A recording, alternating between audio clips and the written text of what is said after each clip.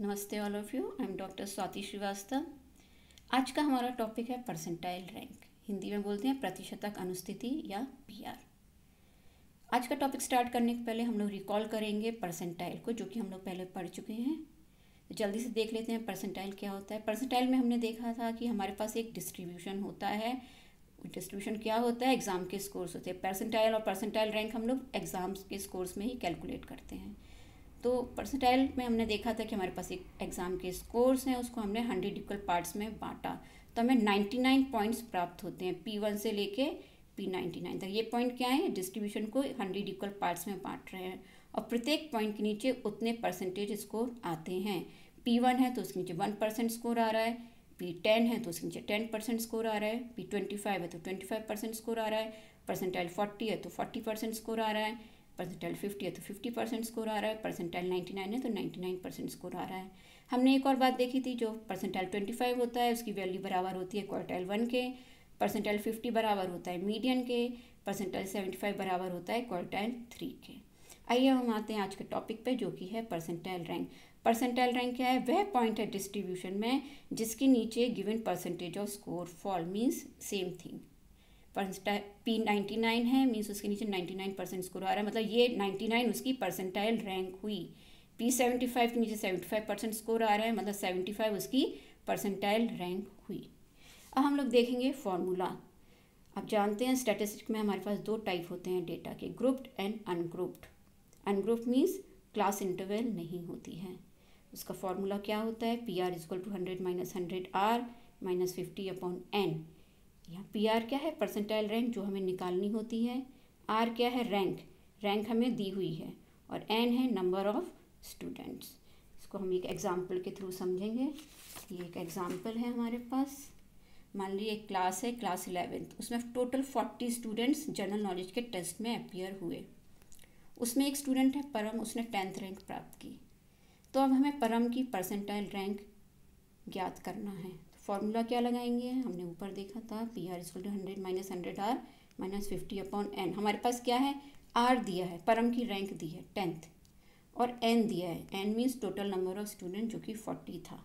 हम ये वैल्यूज़ फॉर्मूले में पुट कर देंगे, तो इस तरह से हमें मिलेगा। हम सिंप्लीफाई करेंगे, 100 माइनस 1000 माइनस 50 अपॉन 40।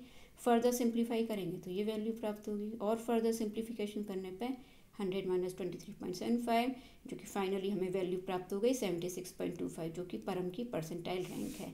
परम की रैंक कितनी थी? 10th। परसेंटाइल रैंक हमें कितनी मिली? 76.25। ध्यान देंगे कि रैंक और परसेंटाइल रैंक में अंतर होता है। रैंक जितनी कम होती है उतनी अच्छी मानी जाती है, परसेंटाइल रैंक जितनी वैल्यू उसकी ज़्यादा होगी उतनी अच्छी मानी जाती है। अब हम देखेंगे ग्रुप डेटा अगर हमारा है, अगर हमारा डेटा किस प्रकार का है, ग्रुप डेटा है, तो हम लोग उसमें परसेंटाइल रैंक कैसे निकालेंगे? फॉर्मूला है PR is equal to 100 upon N, bracket में capital F plus small bracket के अंदर X minus L upon I two F। अब ये है क्या? PR है परसेंटाइल रैंक, जो कि हमें कैलकुलेट करनी होती है। N total number of scores, कितने स्कोर्स हैं, कितने स्टूडेंट्स अपीयर हुए थे, उन सब का टोटल N होता है। F है cumulative frequency below the class interval which contain PR। मतलब जब हमारा ग्रुप डेटा होता है तो हमें फ्रीक्वेंसी दी हुई होती है, उस फ्रीक्वेंसी को जब हम ऐड करते हैं तो हमें संचयी आवृत्ति मिलती है। अब ये कैपिटल F कौन सी संचयी आवृत्ति है? वह संचयी आवृत्ति जो कहाँ पर है? उस क्लास इंटरवल, उस वर्गांतर के नीचे है जिसमें PR आता है। मतलब PR वाले वर्गांतर के नीचे वाले वर्गांतर की संचयी आवृत्ति। X क्या है? स्कोर, हमारा स्कोर दिया रहेगा, उससे हमें परसेंटाइल रैंक निकालना है। L क्या है? Exact lower limit of class interval containing score, हमें स्कोर भी दिया है और स्कोर से हमें परसेंटाइल रैंक निकालना है। तो वो स्कोर किस क्लास इंटरवल में आ रहा है? उस क्लास इंटरवल की वास्तविक निम्न सीमा। स्मॉल f क्या है? Frequency of class interval containing score, जिस क्लास इंटरवल में स्कोर आ रहा है उस क्लास इंटरवल की फ्रीक्वेंसी। I क्लास इंटरवल हमें दी है, तो रेंज उसकी क्या है, साइज़ क्या है, वो होता है हमारा I। आइए इसको हम एक एग्जाम्पल के थ्रू समझेंगे। एक एग्जाम्पल दिया है आपको, क्लास इंटरवल दी हुई हैं, मीन्स स्कोर्स दिए हुए हैं और उनकी फ्रीक्वेंसी दी हुई है। 65 से 69, 60 से 64, ये आपको दिए हैं 20 से 24 तक, और इनकी फ्रीक्वेंसीज, हम फ्रीक्वेंसीज को ऐड करेंगे तो N50। अब यहाँ पे हमें दिया है स्टूडेंट का स्कोर, कोई एक पर्टिकुलर स्टूडेंट है, मान लीजिए सृजन है, उसका स्कोर दिया है 68। अब हमें उसकी परसेंटाइल रैंक निकालना है। सृजन का स्कोर क्या है 68, और परसेंटाइल रैंक हमें ज्ञात करना, और इतनी इन्फॉर्मेशन हमें प्रोवाइड की गई है।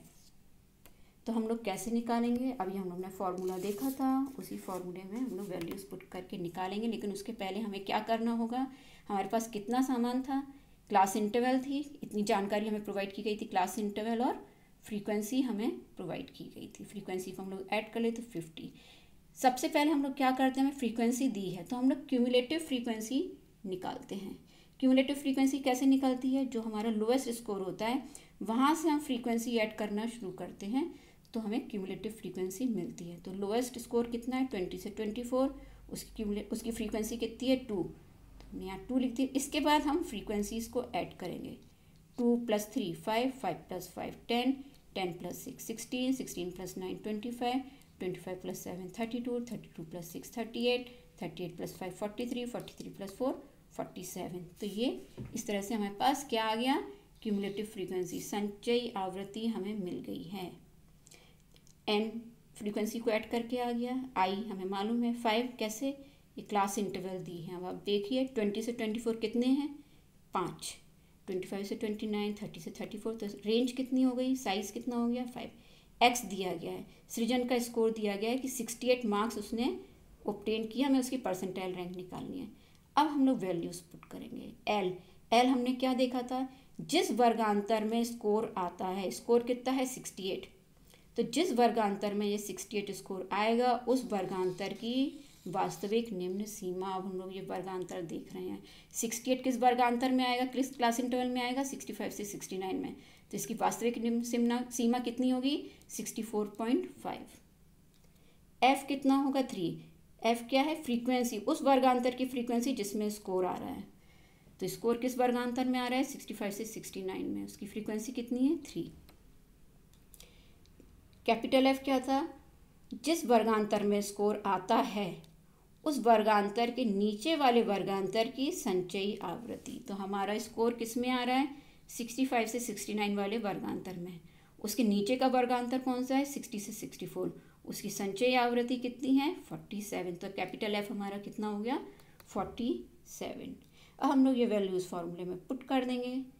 100/n, एफ 47 हमें मिला, एक्स दिया गया है स्कोर सृजन का 68, एल क्या है वर्गांतर की वास्तविक निम्न सीमा जिसमें 68 आ रहा था, हमने यहाँ पे देखा था, तो 64.5 हमारी एल हो गई। आई 5 है और एफ 3, एफ कितने, जिस वर्गांतर में स्कोर आता है उसकी फ्रीक्वेंसी, तो ये एफ 3 हो गई। हमने वैल्यूज़ पुट कर दी, इनको सिंप्लीफाई किया तो इस तरह से मिला 100/50। एन कितना है, total number of scores 50 scores है हमारे पास, तो सिंप्लीफाई किए तो 2, यहाँ पे एफ़ की वैल्यू 47 प्लस स्कोर में से निम्न सीमा को जब माइनस करेंगे तो 3.5 मिला, divided by 5 into 3। Further simplify किए तो हमें इस तरह की वैल्यू मिली, और फर्दर सिंप्लीफिकेशन करने पर 2 × 47 ब्रैकेट हटा दिए, 2 × 47 प्लस 2.1, 47 प्लस 2.1 कितना होता है 49.1 इंटू 2 तो 98.2। तो सृजन की परसेंटाइल रैंक कितनी हो गई 98.2। हमने कहाँ से निकाली, हमें स्कोर प्राप्त था और स्कोर के हिसाब से हमने वैल्यूज़ बाकी की डिसाइड करके और फॉर्मूले में पुट कर दी, तो हमें उसकी परसेंटाइल रैंक प्राप्त हुई। होप आपको आज का टॉपिक क्लियर हुआ होगा। अगर आपको टॉपिक समझ में आया है तो उसको लाइक कीजिए, कमेंट कीजिए, शेयर कीजिए, सब्सक्राइब कीजिए। Stay safe and stay home. Thank you.